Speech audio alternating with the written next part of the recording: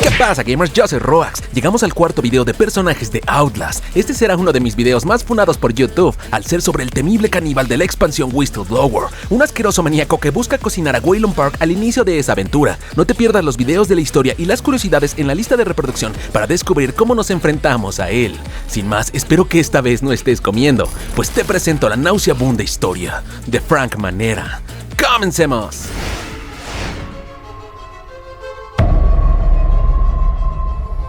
El paciente Frank Antonio Manera fue encerrado en el hospital psiquiátrico de Mount Massive en noviembre del año 2010, al ser considerado mentalmente no apto para enfrentar una condena por crímenes de asesinato en serie, tortura, mutilación y canibalismo. Durante su primera consulta de evaluación con los médicos del asilo, este perturbado individuo de 36 años fue diagnosticado con una fuerte acumulación bronquial resultado de una vida de consumo de marihuana, lo que parece haber afectado su razonamiento y respuesta cerebral, pues durante su entrevista se mostró totalmente adormecido ante las preguntas sobre su pasado, así que Murkoff decidió borrar sus registros con el fin de utilizarlo para el proyecto Walrider, por lo que su nacionalidad fue registrada como desconocida, aunque por su apellido Manera, muchos trabajadores teorizaban que provenía de algún país de Europa Occidental, como España o Francia. Durante sus 2 años internado, Frank perdió 70 kilos ya que se negaba a comer, asegurando que no ofrecía nada que le gustara, por lo que a fin de evitarle una severa desnutrición, sus médicos le prescribieron alimentación forzada. Además, se rehusaba a bañarse y a visitar al barbero, diciendo: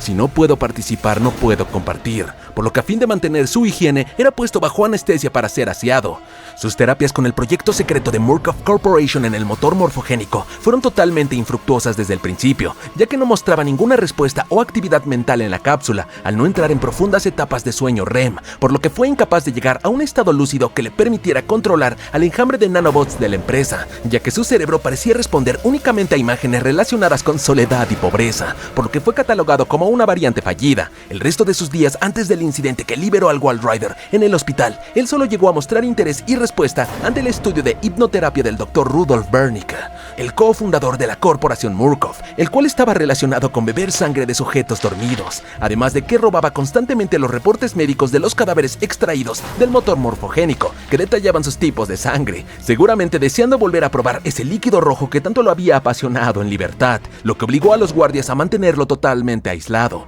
ya que sus peligrosas tendencias caníbales nunca disminuyeron.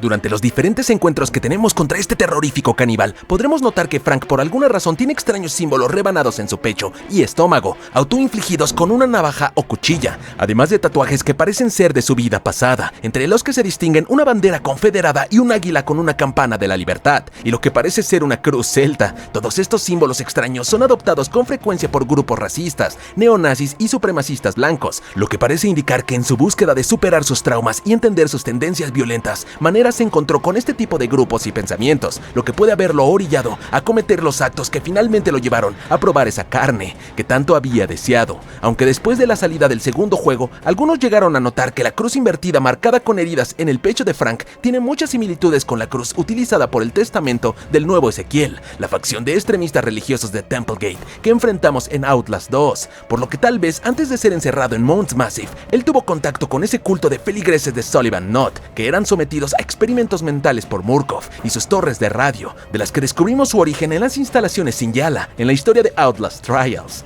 Por otro lado, al responder una de las preguntas enviadas por los fans de la franquicia, el escritor de la saga J.T. Petty afirmó que la profesión de Frank Manera, en caso de no estar confinado en el hospital psiquiátrico, sería la de cocinero o artista como Rob Zombie, quien es un músico, escritor y director de cine caracterizado por su estilo de cine de terror, ciencia ficción, cultura basura y gótica, además de que él sería el mejor amigo de Eddie Gluskin, de quien ya tenemos un gran video. Sin más contexto sobre este misterioso personaje, con esto podemos entender que Frank sufrió una infancia llena de carencia y abuso, por lo que desarrolló un trastorno de personalidad para superar sus frustraciones, volviéndose violento, esquizofrénico y poco empático con otros, un método de autodefensa para lidiar con su frustración. Por ello, antes de cometer esos crímenes inhumanos, él mantuvo una fuerte adicción a la marihuana, la única forma en la que podía afrontar su ansiedad y el gusto por la sangre que había descubierto en alguno de sus arranques. De este modo, intentó evitar despertar a la bestia en su interior, sujetándola con fuerza para contenerla y dominarla, pues cuando finalmente decidió no hacer nada y aceptar sus deseos, fue consumido y despedazado por completo,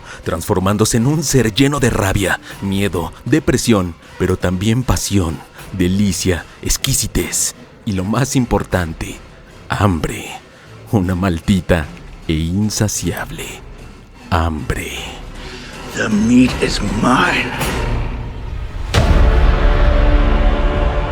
Podemos escuchar por primera vez a Frank Manera cerca de la cafetería al inicio de Whistleblower, la única expansión del primer juego de Outlast, acelerando su sierra circular y eliminando a uno de los trabajadores de Murkoff, seguramente como venganza por todo el daño al que fue sometido en su encierro. Finalmente, cuando llegamos a la cocina del Hospital Mount Massive, encontraremos el lugar lleno de sangre y vísceras en los estantes, lo que nos lleva a atravesar un congelador lleno de cuerpos decapitados colgados de cabeza, y más adelante veremos cacerolas con extremidades a fuego lento. Para este punto, el autonombrado cocinero ha cumplido su gran fantasía al alimentarse de tantas personas como sea posible. Con ello, y cuando entramos en la cafetería, veremos un cristal salpicarse de sangre, escuchando la terrible sierra rebanar la carne. Al rodear podremos ver muchas más víctimas sentadas, hasta que encontraremos al responsable de este nauseabundo ruido, alimentándose de su última presa. Tras volar brutalmente su cabeza con el microondas, él ve finalmente a Waylon Park, asegurándole que sus acciones son un acto de amor hacia la carne, por lo que le ordena dejar de grabarlo. Ante esto, nuestro informante escapa aterrorizado, solo para encontrarlo más adelante, patrullando un pasillo cercano en total oscuridad. Aquí podremos observar su decadente cuerpo desnudo a detalle, con la visión nocturna de la cámara, un hombre pálido y desnutrido, con ojos verdes, además de cabello y barba fibrosos y desaliñados, escurriendo con sangre por todos sus bocados anteriores. Si Park llega a ser detectado, iniciará una terrorífica persecución, donde el monstruo se refiere al protagonista como carne, asegurándole que no podía esconderse y podía olerlo a la distancia. Tras superarlo y desbloquear la puerta que dirige a la morgue, ocurrirá lo peor.